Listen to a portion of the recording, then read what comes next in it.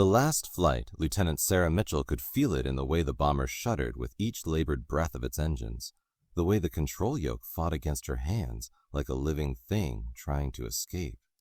Through the shattered cockpit glass, she could see 2 of the 4 engines trailing black smoke against the gray German sky. "Mitchell, we're not going to make it," her co-pilot shouted over the screaming wind and the staccato bursts of flak still chasing them.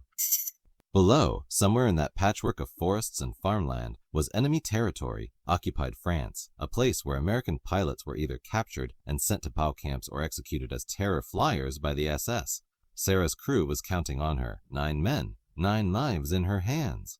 9 lives in her hands. She was 23 years old and she'd been flying bombers for exactly 7 months. "We're going down," she said, her voice steady despite the terror clawing at her throat. "But we're going down controlled. Bombardier, find me a field. Navigator, give me a heading away from population centers. Gunners, watch for fighters." The altimeter was spinning counterclockwise, 8,000 feet, 7,000. The bomber was a brick with wings now, gravity pulling them inexorably toward the earth. Field spotted. 2 o'clock, 3 miles. Sarah could see it, a small clearing between forests, barely large enough. If she came in too steep, they'd cartwheel and explode. Too shallow, and they'd overshoot into the trees. 5,000 feet, 4,000 feet, 4,000.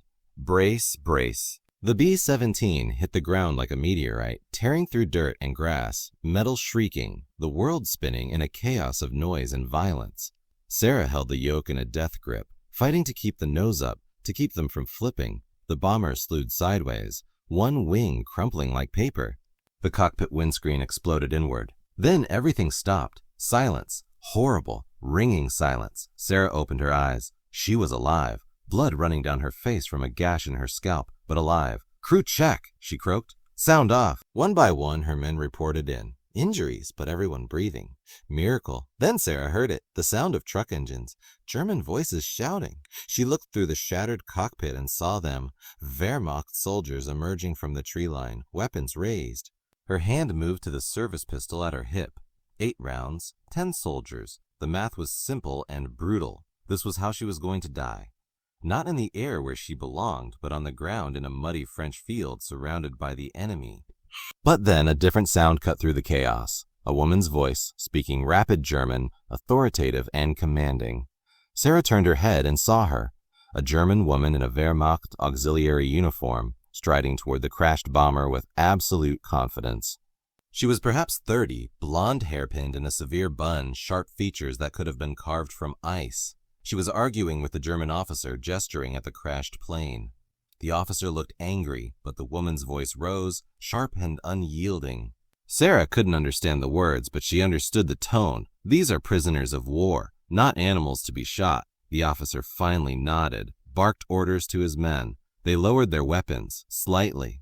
The German woman approached the bomber, her blue eyes finding Sarah's through the broken cockpit glass. For a moment, their gazes locked. In that instant, Sarah saw something unexpected in those ice blue eyes. Not hatred, but exhaustion. And something else. Pity.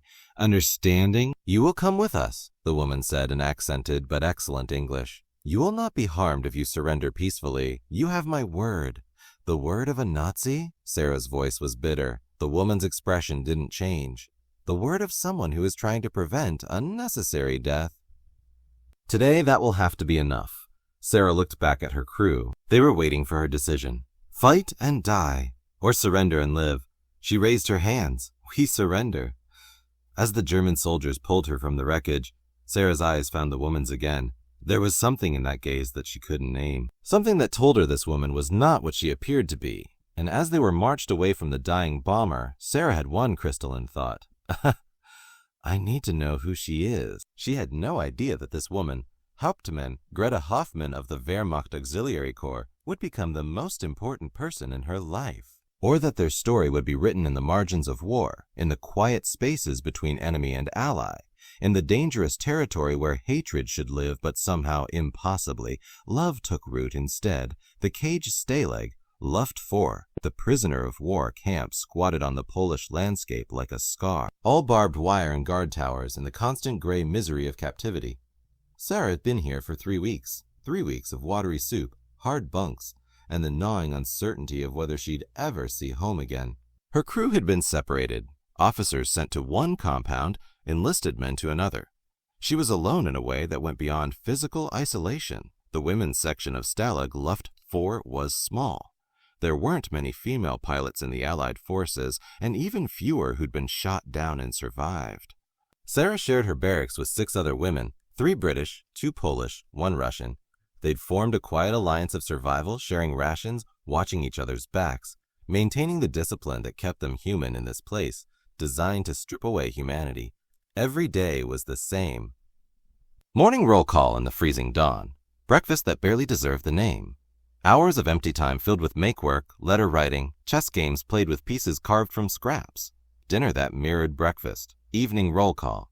Lights out. And through it all, the waiting. Waiting for the war to end. Waiting for liberation. Waiting for life to resume. Sarah tried not to think about flying. It hurt too much, the memory of freedom, of sky above and clouds below, of her hands on the yoke and the 4 engines singing their mechanical song. In this cage, those memories were torture. But on the 22nd day of her captivity, something changed. She was in the exercise yard, walking the perimeter with Margaret, a British bomber pilot who'd been shot down over Hamburg. They were discussing the rumors that the Russians were advancing from the east, that liberation might be closer than anyone dared hope. Then Sarah saw her, Hauptmann Greta Hoffman, standing near the gate, speaking with the camp commandant. She wore the same Wehrmacht uniform, the same severe expression. But when her eyes swept across the yard and found Sarah's, something flickered in that ice-blue gaze, recognition, and something else Sarah couldn't name. "Who's that?" Margaret whispered. "The woman who saved our lives when we crashed," Sarah said quietly. "She stopped the Wehrmacht from executing us in the field. Looks like she's here officially. Wonder what she wants." Sarah wondered the same thing. An hour later, she found out. Prisoner Mitchell, Lieutenant Sarah. Report to the commandant's office. The guard's voice was bored, routine, but Sarah's heart hammered as she was escorted across the compound to the administrative building. Prisoners were only summoned to the commandant's office for interrogation, punishment, or, very rarely, news from home. She was shown into a small office. The commandant sat behind his desk, looking irritated, and standing beside him, hands clasped behind her back in a military posture, was Greta Hoffman. "Sit," the commandant said in German. Sarah sat, keeping her expression neutral. The commandant gestured to Greta. "Hauptmann Hoffman has requested to interview you. I have given permission. You will cooperate." He stood and left the room, leaving Sarah alone with the German woman. Silence stretched between them. Greta moved to the window, looking out at the campgrounds. When she finally spoke, her English was crisp, precise. "Your German is very poor, Lieutenant Mitchell." "This is unfortunate, as I prefer to conduct conversations in my native tongue. I'll try to contain my disappointment." Greta turned, and Sarah saw the ghost of a smile. "You have spirit. Good. You will need it to survive this place. What do you want?" "Information. The standard interrogation. Details about your unit, your airbase, your bombing targets." Greta pulled out a chair, sat down across from Sarah. "This is what I am supposed to ask you. This is what my superiors expect. Name, rank, and serial number. That's all you'll get from me." "Yes, I know." Greta folded her hands on the desk. "Fortunately, I am not actually interested in military intelligence. I am interested in something else." Sarah's eyes narrowed. "What? Your survival, and the survival of the other women in this camp." Greta's voice dropped lower. "Things are changing, Lieutenant. The war is not going as the Reich promised. When the end comes, and it will come, this camp may become very dangerous. The SS is taking control of many camps from the Wehrmacht. The SS does not believe in the Geneva Convention. Why are you telling me this?" "Because you are a leader. Your fellow prisoners listen to you. When the time comes, they will need to be ready to act quickly." Greta leaned forward slightly. "I cannot help you directly. I cannot be seen as sympathetic to prisoners, but I can provide information." "And when the moment comes, I can perhaps provide opportunities." Sarah stared at her. "You're not a Nazi." "I am a German. I wear the uniform of the Wehrmacht. I have taken an oath." Greta's expression was unreadable. "What I believe personally is irrelevant. Then why risk this? Why help us?" For the first time, emotion cracked through Greta's composed facade. Something raw and painful. Because I had a brother, a bomber pilot, He was shot down over England in 1941. He was 19 years old. Her voice was very quiet. I received word that he was treated well by his British captors, that he was given medical care, that he was buried with military honors when he died of his injuries. She met Sarah's eyes. Someone showed my brother mercy when they had every reason not to. I intend to repay that debts. The words hung in the air between them. I don't understand you, Sarah said finally. Good?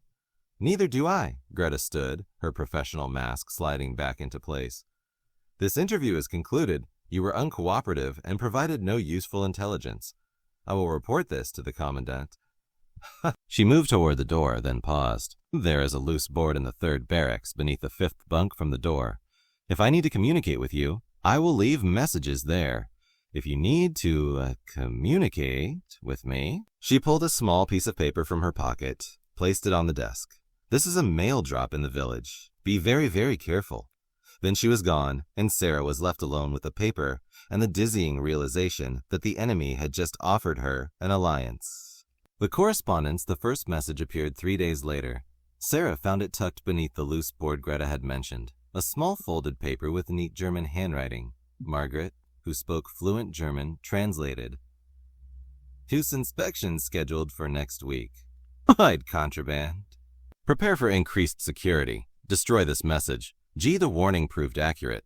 The SS arrived, conducted a brutal search of the compound, confiscated letters and personal items, interrogated prisoners with barely restrained violence. But because of Greta's warning, the women had hidden their most precious contraband, a radio receiver, forged documents, a map traced from memory by one of the Polish pilots. The SS found nothing. After they left, Sarah wrote a brief note in broken German and had it delivered to the mail drop. Thank you. Information saved lives. She didn't expect a reply. This was business, strategy, one soldier helping another out of honor or debt. But a reply came. You are welcome. The SS will return. The Size will return. Be vigilant. Also, do you play chess? I find this occupation profoundly boring. Sarah stared at the note. Was Greta Hoffman joking? She wrote back.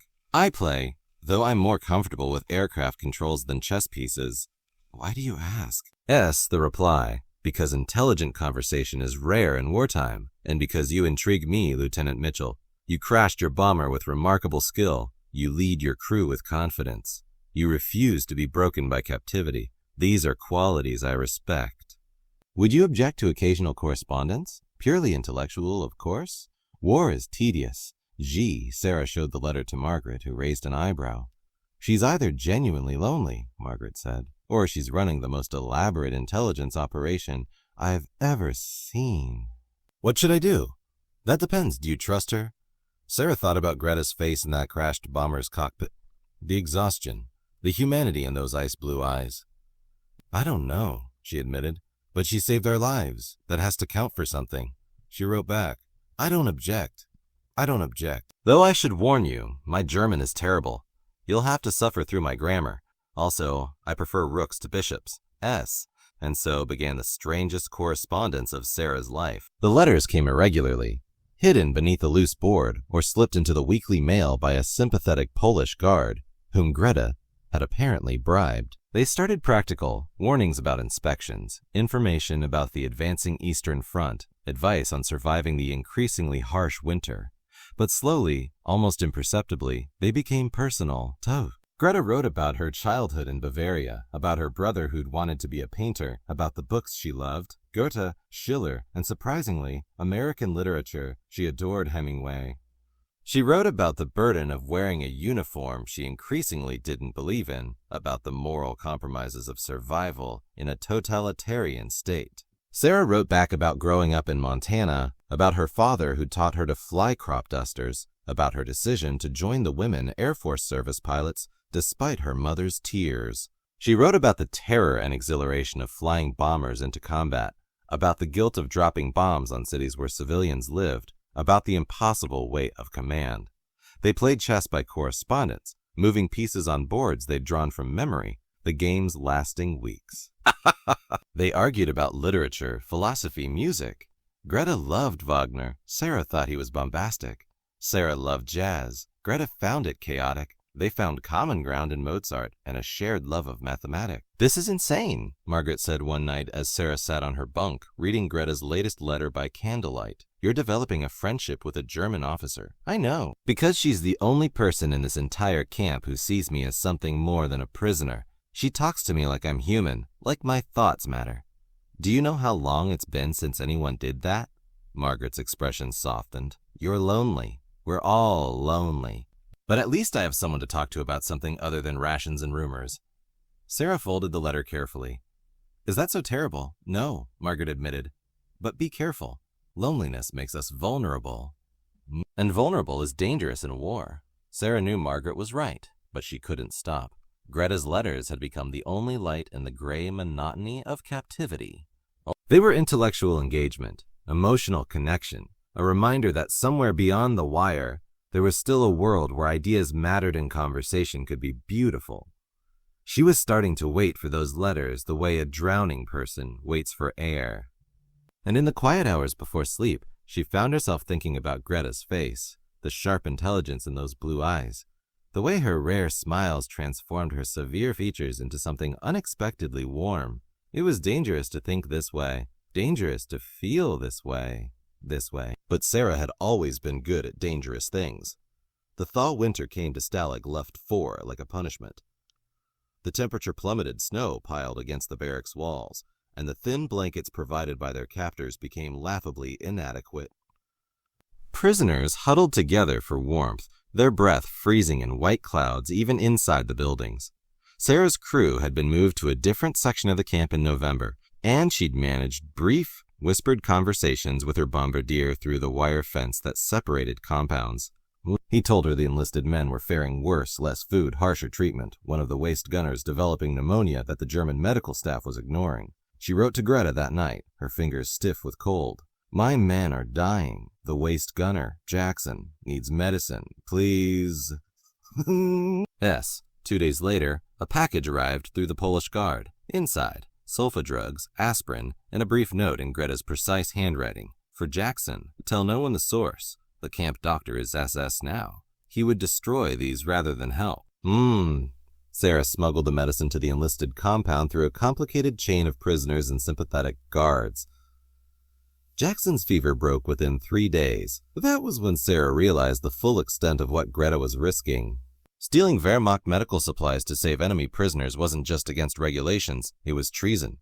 If discovered, Greta would face a firing squad. She wrote back, "You saved his life, but you're putting yourself in terrible danger. Why?" "S." The reply came quickly, "Because I can. Because someone must. Because if I don't do small acts of mercy when I can, then what am I? Just another cog in the machine of death.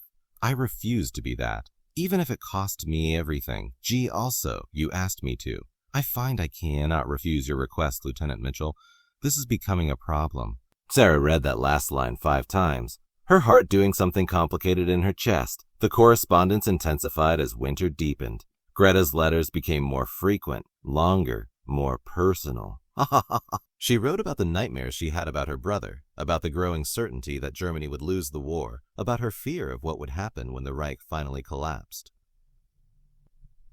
"I am afraid," she wrote in January, "not of death, but of judgment. When this war ends, the world will look at us, at all Germans, and see only monsters. They will not distinguish between the true believers and those of us who simply tried to survive. We will all be painted with the same brush of guilt. Sometimes I wonder if they will be right to do so." How much complicity is too much? I wear the uniform. I follow orders. I exist within the system. Does it matter that I hate what the system does, or am I simply a coward who lacks the courage to openly resist? I think of you often, Sarah. May I call you Sarah? In my mind, I already do. I think about the certainty you must feel, knowing you fight for the right side. How simple it must be to never question whether your cause is just. I envy you that clarity. Gee, Sarah wrote back immediately, her hand shaking. Greta. Yes, you may call me Sarah. I already think of you as Greta, not Hoffman. You think I have clarity? I dropped bombs on cities where children lived. I killed people who probably never wanted this war any more than you did. I followed orders that resulted in death and destruction. How am I different from you? The only difference is that history will judge my side more kindly. We'll be the liberators, the heroes. You'll be the villains. But in the moment of action, in the cockpit or the office, we're both just people making impossible choices in impossible circumstances. You're not a coward, Greta. Greta. You're the bravest person I've ever met. You resist in small ways, in quiet ways, in ways that matter. You save lives when you can. You maintain your humanity in a system designed to destroy it. That takes more courage than any bombing run I ever flew. I think of you too, constantly. Ale. Dangerously often. This correspondence has become the most important part of my day. Your letters are the only thing keeping me sane in this place. Is that wrong? Are we wrong to find connection in this situation? I don't know anymore. I just know that when I read your words, I feel less alone. Whoa. There was no reply for 5 days. Sarah checked the loose board obsessively, her anxiety growing with each empty check. Had she gone too far? Been too honest? Had Greta realized the dangerous territory they were entering and pulled back? Then, on the 6th day, a letter arrived. It was longer than any previous correspondence, written on both sides of several sheets of paper. Sarah's hands trembled as she unfolded it. Sarah, I have written and discarded 7 versions of this letter. I am a woman who prides herself on precision, on clarity of thought and expression.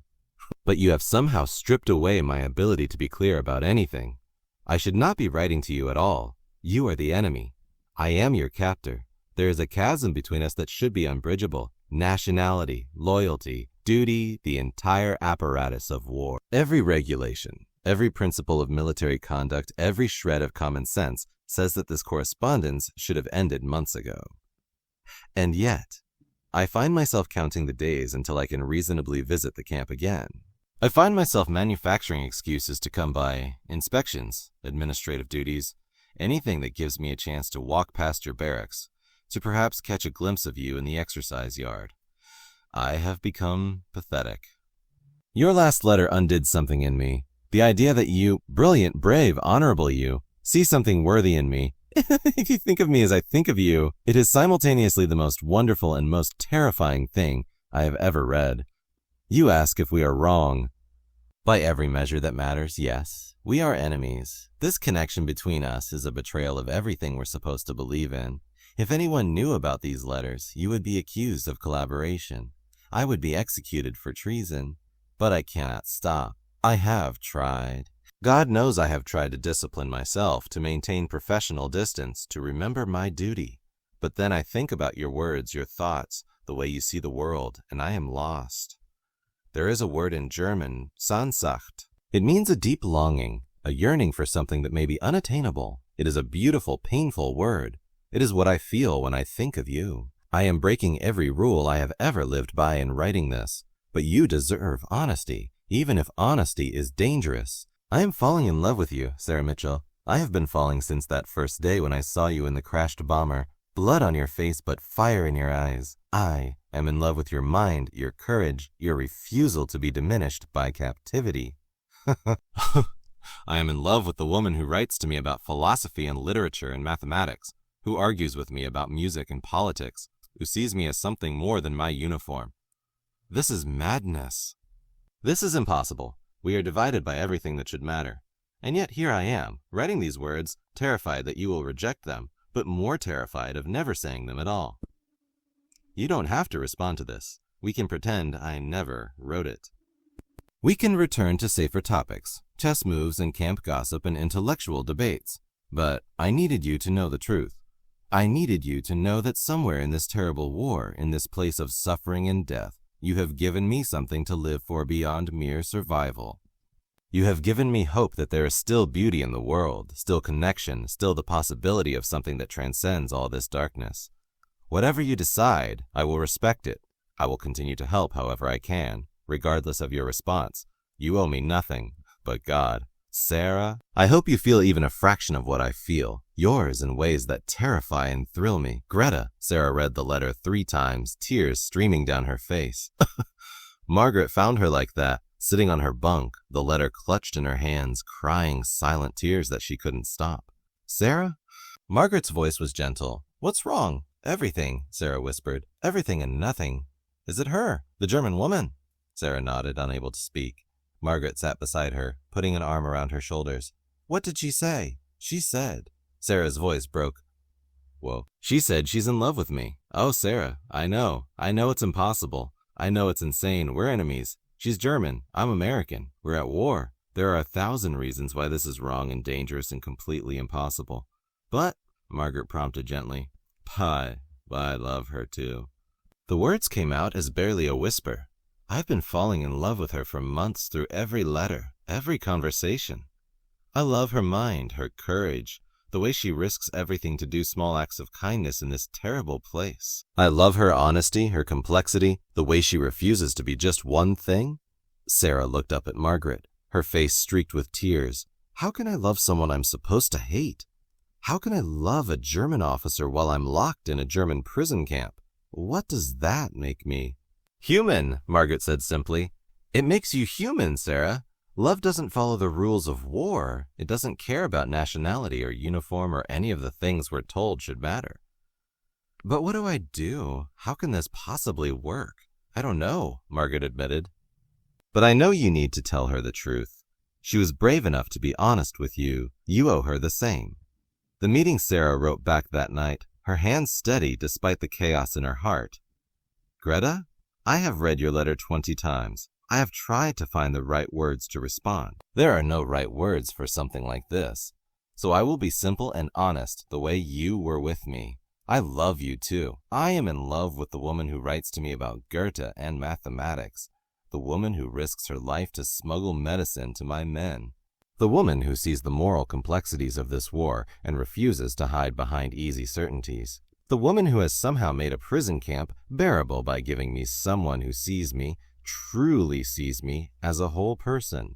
This is impossible. We both know that. But impossible things happen every day in war. Bombs fall and people survive. Planes crash and crews walk away. Enemies become allies. The world is chaos, and in that chaos, somehow, impossibly, we found each other.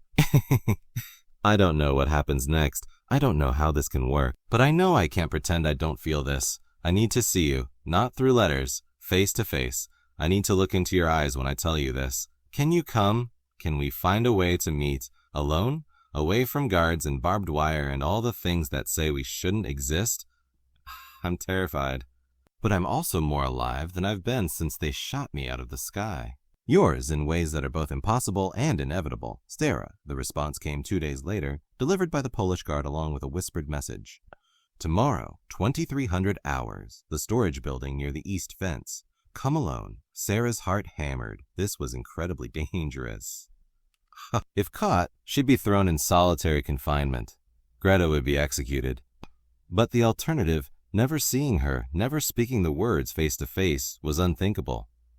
The next night, Sarah waited until the barracks was quiet. Margaret, who knew everything now, squeezed her hand as she slipped out into the darkness. Be careful, Margaret whispered. Sarah moved through the shadows, avoiding the searchlights that swept the compound in regular patterns. She'd watched them for weeks, memorizing the timing. 15 seconds of darkness between each pass. It was enough. The storage building was a small wooden structure used for extra blankets and supplies. The door was unlocked. Sarah slipped inside, her breath coming fast, adrenaline singing in her veins. For a moment, there was only darkness. Then a match flared, and in its warm light she saw Greta. She was out of uniform, wearing civilian clothes, a simple dark dress that made her look younger, more vulnerable. Her blonde hair was loose around her shoulders, instead of pinned in its usual severe bun. In the flickering matchlight, she was breathtakingly beautiful. Sarah, Greta breathed. They stared at each other across the small space. All the words they'd written, all the thoughts they'd shared, suddenly seemed inadequate for this moment. I can't believe you're here, Sarah said. I couldn't stay away. Greta's voice was shaking. I needed to see you, to know if this was real or if I'd imagined it all. It's real. Sarah took a step forward, then another, until they were close enough to touch. God help us both, but it's real. Greta reached out, her hand trembling, and touched Sarah's face. The contact was electric, shocking in its intimacy after months of nothing but words on paper. You're real, Greta whispered. I was afraid I'd dreamed you. I'm real, and I'm terrified. So am I. Greta's thumb traced Sarah's cheekbone. This could destroy us both. I know. If anyone finds out, I know. We should stop. We should end this now before it goes any further. I know. Zara leaned into Greta's touch, but I don't want to stop. Neither do I. Neither do I. The kiss happened like an inevitability, like gravity, like something that had been building since that first moment in the crashed bomber. Greta's lips were soft, tentative at first, then more certain as Sarah responded. They came together like two people drowning, clinging to each other in the darkness, desperate and tender and completely lost. When they finally pulled apart, both were crying. "This is impossible," Greta said against Sarah's lips. "Then we'll do the impossible." Sarah pulled her close again.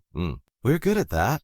They held each other in the dark storage building, the war momentarily forgotten, just two women who had found something precious in the midst of hell and refused to let it go. Outside, the searchlights swept past, oblivious to the revolution happening in the shadows.